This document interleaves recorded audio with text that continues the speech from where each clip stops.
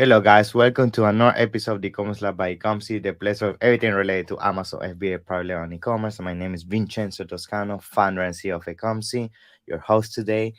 And today we bring you a very special guest. His name is Yates, which actually he works for Quite Light. But not only that, he has an amazing experience when it comes to e-commerce, being in the space for over 20 years. He was even featured in Shark Tank, which I'm pretty sure he's going to share a little bit about that journey as well. And the reason why I wanted to bring Pat today is we actually met in Mexico a couple of months back, and I saw his experience when it comes to helping businesses exit. And I think that's a very interesting topic that we're going to be touching today. Basically, how you can increase your valuation, what are some of the tips you can implement in 2023 for exit, and much more. So, Pat, it's a pleasure to have you here, my friend. How you doing? That's good. I mean, that was a heck of an intro. I got to live up to that. I don't know if I have enough experience to be able to do that, but I appreciate it. I'm excited to be here today. It was great meeting you down there. Thank you, bro. It's a pleasure to have you here. I think I definitely admire your journey so far in the commerce space and everything you have done, and it's very inspiring. And now what you're doing with Quite Light, which we're gonna be touching in a couple of minutes. But I think before we jump into that and the topic, I think I wanna pick a little bit your brain in terms of your background into the Yeah. commerce space and how you actually even jump in the space in the first place. Because I'm pretty sure people is gonna find this very interesting and even inspiring for them. So maybe you can give us a little bit of that, yeah. Yeah, absolutely. I think that if I go all the way back, I'm really old, so these people will be able to age me. But I started my first business actually in 1990 in Wow. Columbus, Ohio. It was a service-based business. Actually, was ironically a coffee company. So my first business, I actually had one man, one truck. I would sell accounts to offices and buildings and vending machines, and it was just me. And I was out trying to sell accounts, fill them. I just knew I wanted to have a business. Actually, Yeah. ironically, I lived in Louisville, Kentucky at the time where I live now before I went to Columbus. And my wife and I had been married just a few months. And I went home and told her I met a guy who was doing a franchise based program in Columbus, Ohio for coffee, and that we were going to do that. We were going to move there. It just was a decision I made. And she'd never been to Columbus. We started that business. I sold it a couple of years after. We moved to Nashville, Okay. Tennessee after our first son was born, and I started an independent coffee company that wasn't a franchise, and I sold that one Okay. 2 years later. And that's what led me to retail. I actually started doing kiosks in malls, Mm, like the early mid okay.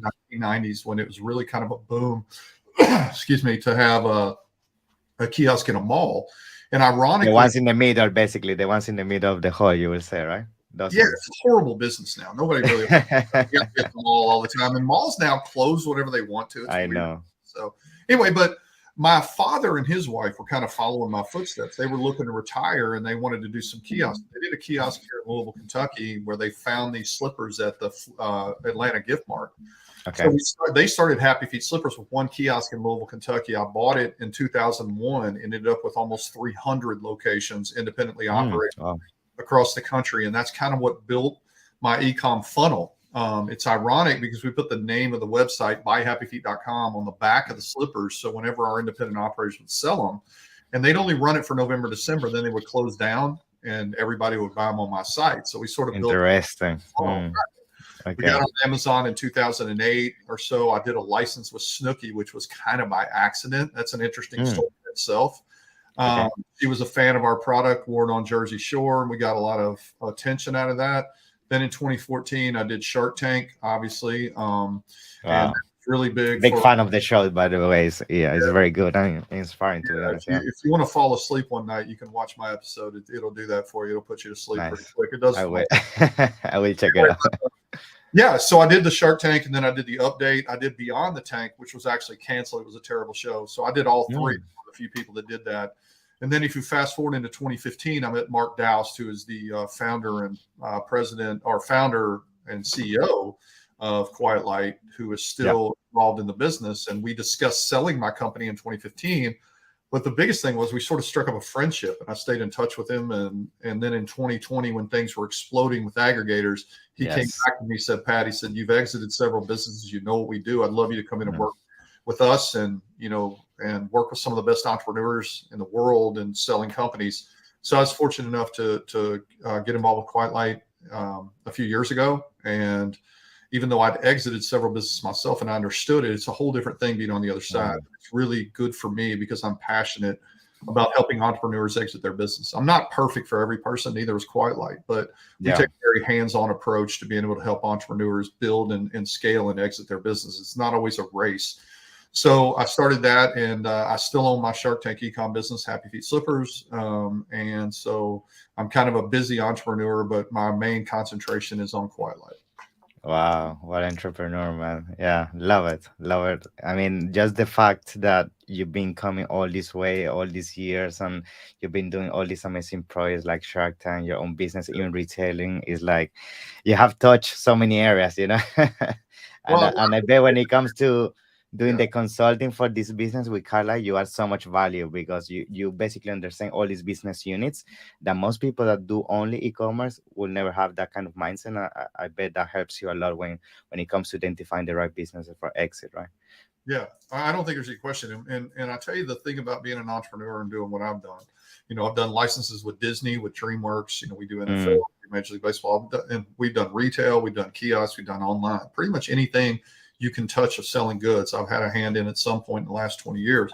So what I try to do is just utilize that knowledge to really help people, build their business more than anything. The truth is, Quite Light, I probably list less than 5% of the businesses I talk to, but 95% of them or 100% of them, I try to actively help them understand yeah. how they can get better versus asking them just to list their business. So I probably do more free consulting than I do selling companies. Really kind of what I I do. bet.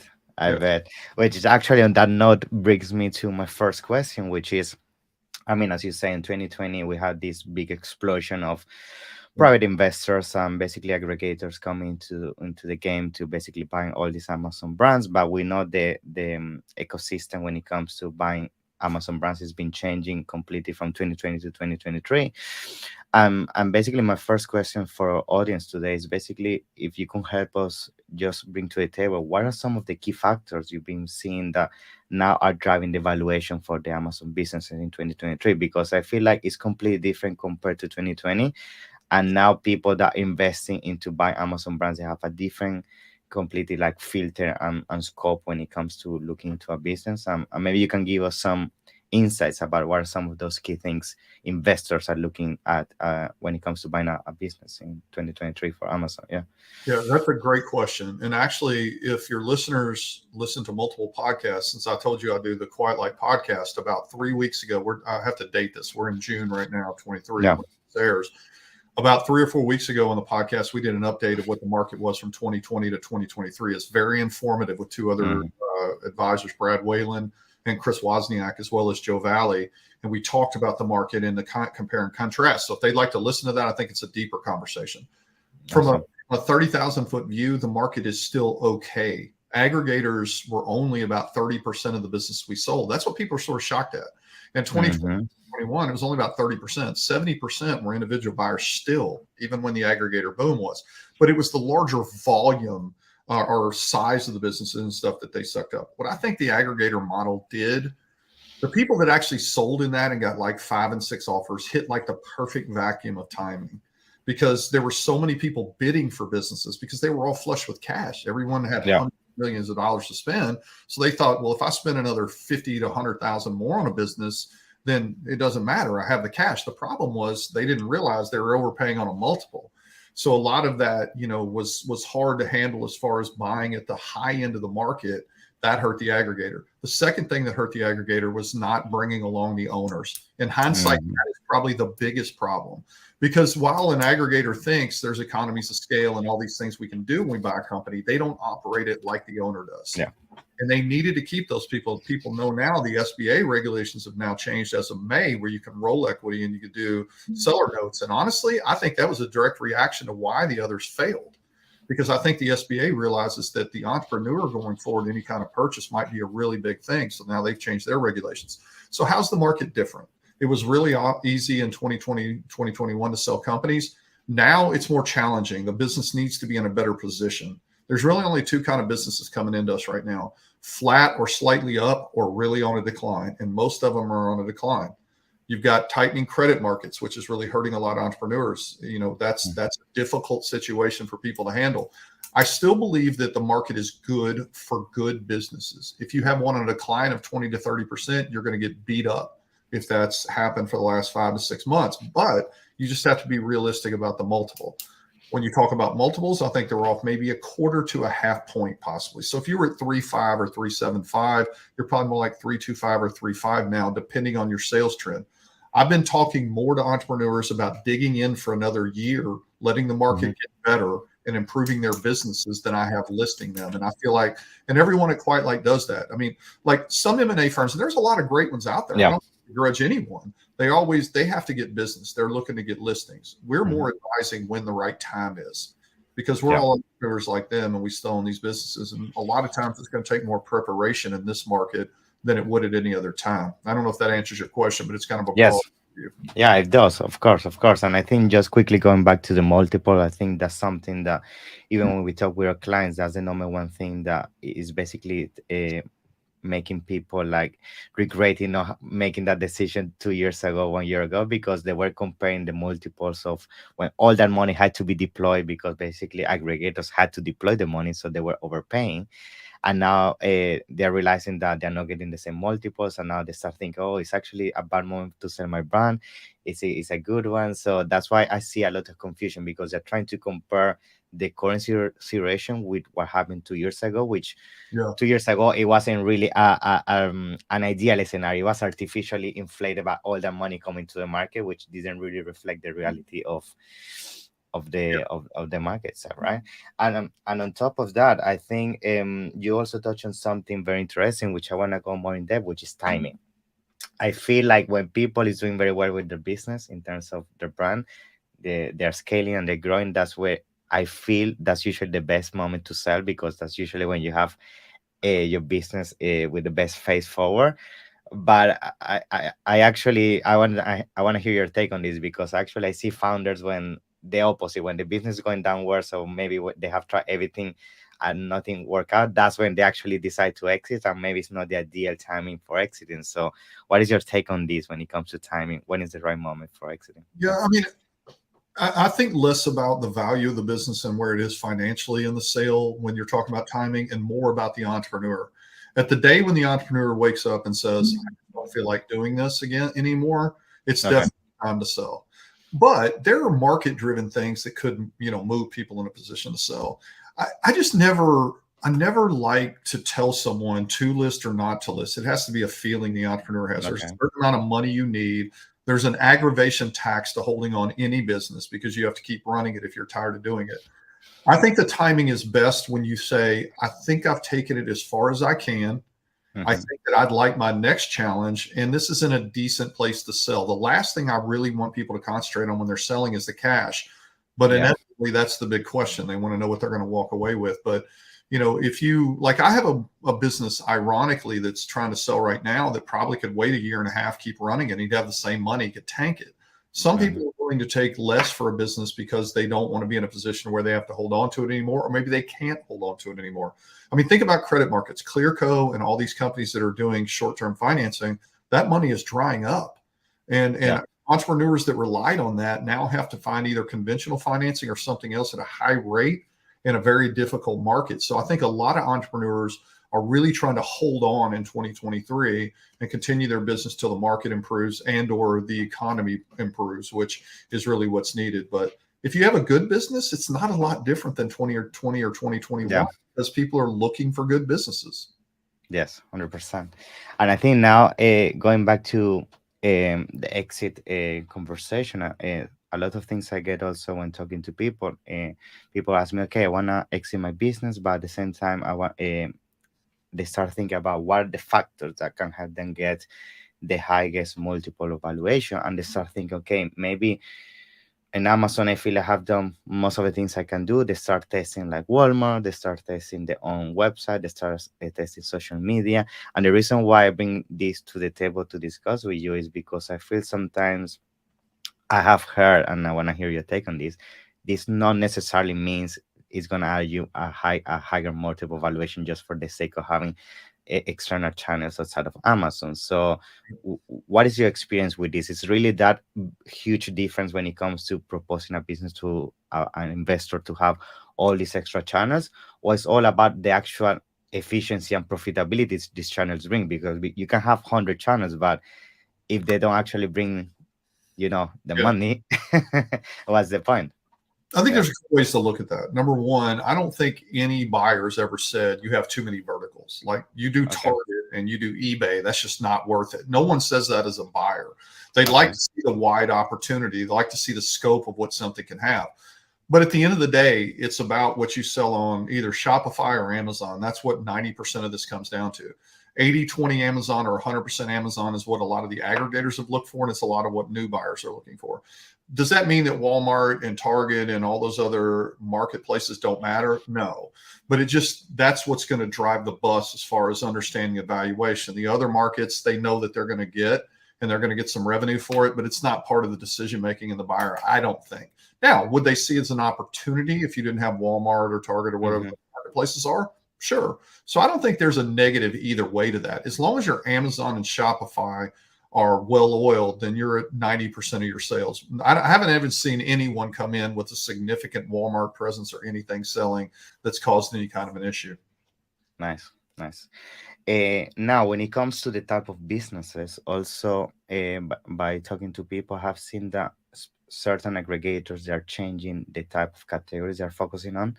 So I've been hearing lately a lot of people is focusing more towards baby, pets, Yeah. home, etc. And I wanted to hear if that's the same kind of behavior you're seeing with the clients you consult. Are you seeing like it's definitely a shift that's going outside of more competitive categories such as supplements, electronics, and all of that? Or you think there's still a big opportunity on those categories that we all know are becoming more and more competitive, saturated? Yeah. That's a really good question. I mean, I think you mentioned them. I mean, pet, Yeah. child, home, all those are really simple. They're always going to be evergreens that people are going to want to buy Hmm. because you can be very creative in those spaces. Those are still the top ones. I think sometimes it matters a little more, how proprietary your product Yeah. is more than anything. Like if you're reselling a pet brand online, Mhm. it's not Yeah. as good as having a proprietary, I don't know, dog bowl line, for Yeah. instance. So I think that it more depends on the moat around it, the protection of trademark and other things, and the strength of the business. I do think there's some verticals that have changed a little bit because 2020 definitely was like I can remember 2020. Anything you could do outside was selling like crazy. Like I sold a magnet fishing business. You know what magnet fishing is? No, I've never heard of Neither did I. that. I had no idea. Like, how do you catch a fish with a magnet? I don't understand. Yeah. Then I met with a guy, and it was about throwing these magnets into rivers and lakes and pulling up artifacts, bikes, all kinds Okay. of guns, like right off the edge. Police Wow. for that. I had no Okay. idea what it was. We ended up selling that business. I don't want to give the guy's number, but it was a hefty price. Then I turned around and sold another outdoor weightlifting equipment thing. So in 2020, all those things were moving. Anything you could do because everyone was home, everyone was, you Yeah. know, uh, putting on the mask for some reason, and they just all sold. Those spaces are still doing well, just not to the intensity level.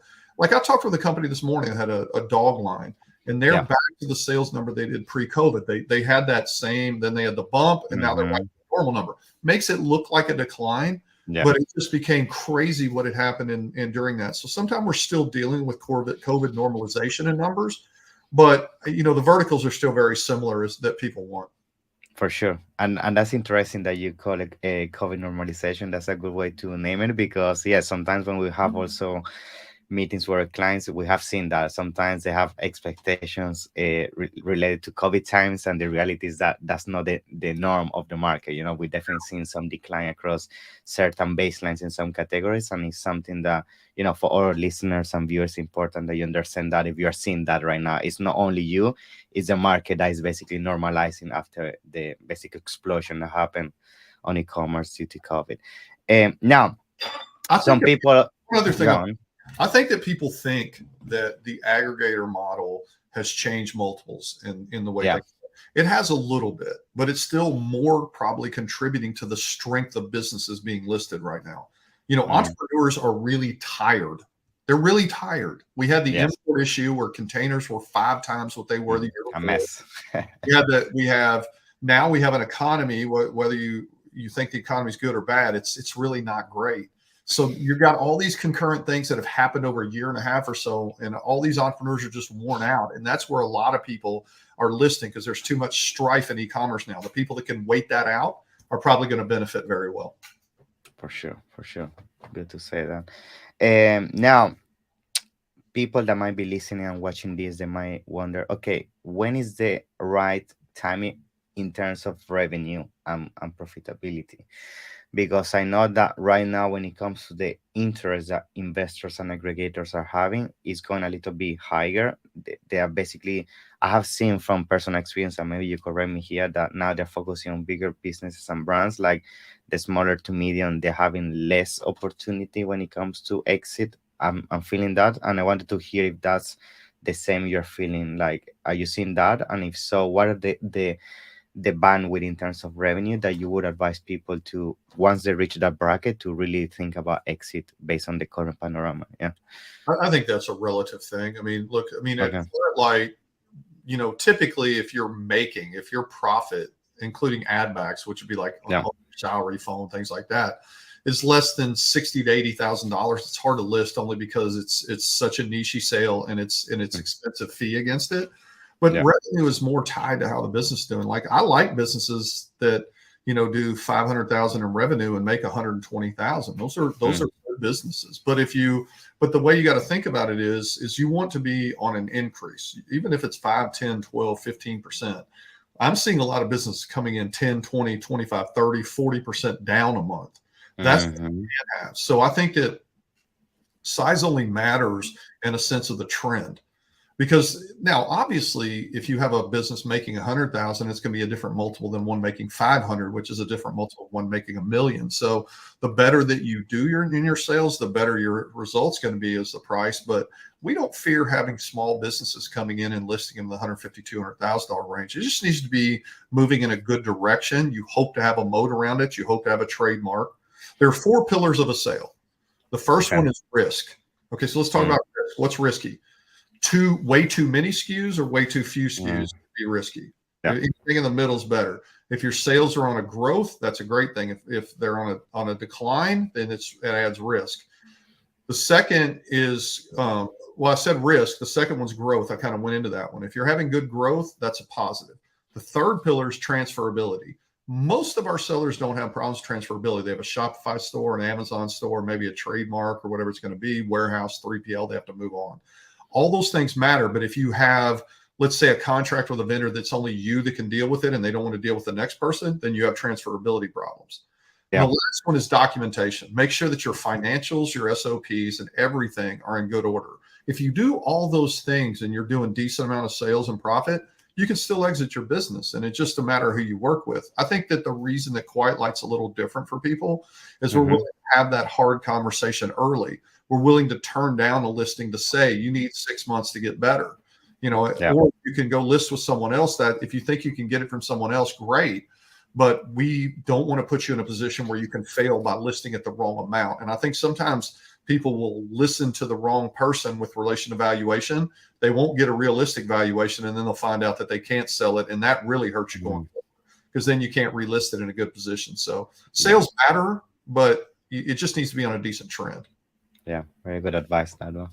And now, to conclude today's episode, another question I would like to pick your brain on is the type of exit we're seeing in 2023. So what I mean by this is, like, are you seeing right now that exits are more cash based, like a full exit, or you see more earn out within the formula? Are you seeing more and more common now, as you mentioned at the beginning, founders being part of the exit journey for the next 12 months after us? What are you seeing is the norm right now in 2023 when it comes to the setup of the exit for most Well, businesses? you kind of got to push and pull in this. A Okay. lot of the deals you did in 2020, 2021, people didn't think about doing owner financing. They would do it immediately, or an equity Mhm. roll, stability payments, things like that. And then they started not getting paid. There I were some, know a lot of them. everyone knows Yeah. this, that aggregators stopped paying some of those earnouts. Matter of fact, I have 2 or 3 people that had to walk away from money because the Mhm. business basically tanked. So I think that when you look at what kind of deal you're going to want, there's a lot of pushback on those stability notes, equity rolls, and seller notes. But Now the SBA, if it's SBA pre-approved, is helping you in that. They'll let you do a seller note inside an SBA deal, so you can still use the government's money to buy a business under that. You also have the ability to roll equity for that owner and maybe help them grow. So as an example, if I have a business that's on a 20 or 30% downturn, but it's a brand and it can turn around, maybe they're out of money, they don't have enough, you could take on a partner, hold 20%, sell part of it, and then when the business grows back, they can take a second exit and hopefully make more money for it. This is a great development in SBA. Interesting. You can get eligible. So I think that it just really depends. If I'm seeing the kind of deals, matter of fact, I got an offer on a business I had yesterday. It was two structures. One of them had a 15% earn out and one had a 10% earn out. He gave the seller two options of what they'd like to do. And then obviously they can counter back. I think the best thing for any buyer to do is be flexible in terms of how you acquire the business and how you value the entrepreneur. Typically, if you're a buyer, the best thing you can do is be the nicest person he talks to, because money talks in a sense of a sale. No one really takes the lowest offer because they like the guy. But there are situations where they decide they want the entrepreneur and they go back and hard negotiate to try to work with the right person. So I think if you approach it that way, you be differential to the entrepreneur, you make sure that you understand that they're valued, and I think you can get any deal done. But I don't think the deal structure is a whole lot different than it was before, on different numbers. Nice. Very good, Pat. So thank you very much for all the knowledge and insights. I appreciate it. It's been a pleasure to have you on the show. Yes. I want to use the last minute or so you can give us a little bit more about where people can reach out to you and quite light, because I'm pretty sure a lot of people might want to ask you questions or maybe get in contact with you to get a valuation and exit their business. So can you give us a little bit of that? Yeah. Absolutely. And one thing I'll tell your listeners, a lot of times people don't want to be sold. So they don't reach out because they just don't want to have the hassle of someone emailing them. That's not what we do. What we think is that you need the perfect information. This is the biggest transaction most people ever have in their life. For sure. Think about it. Some people will sell a house. That's great. That's a big transaction, especially if you own it free and clear. But your business is probably the biggest transaction. So you want as much information around you as you can. The way that I approach my clients, you come in, we do evaluation, we give a simple report we need out of QuickBooks or whatever you use. We look at the business, quality, we look at the site, we look at Amazon, and then we do a simple meeting of here's where we think you are. Why that's important is you want to set a baseline and then a goal. Where's your goal and how are you going to get here? So we go through the financials. We tell you actionable tips, things we think can work. If you need referrals, we put you with people we know. So we try to help you get to the valuation you want. A lot of people think what we're going to do is try to sell you on listing your business. You'll know when it's right. So if people want to reach out to me, that's what we try to do, is give you the basic information you need and actionable tips to make it better. Whenever you're ready to list, if we're the people you use, great. So you can reach out to me at Quiet Light. It's Pat, P as in Paul, A as in Apple, T as in Tom, at quietlight.com. And I'm happy to talk to you about anything, give you any resources we can get. We have 14 amazing advisors. If you just went into the site and filled out an info form about listing your business, you may get another guy. We have so many smart people. It's unbelievable. We have two guys who wrote best-selling books. We have two of the smartest ladies I've ever seen that are advisors. Just an amazing group. You'll be in good hands at Quiet Light either way. Awesome, Pat. I appreciate your time and thank you for being here, and looking forward to have you in the next one for sure. This is something that for sure every single year we're gonna have a new conversation about this very interesting topic. So can't wait to have you again. Yeah. we can do that and talk about the e-com side sometime. Yeah, let's do it. Thank you, Pat. It's been a pleasure. Bye bye.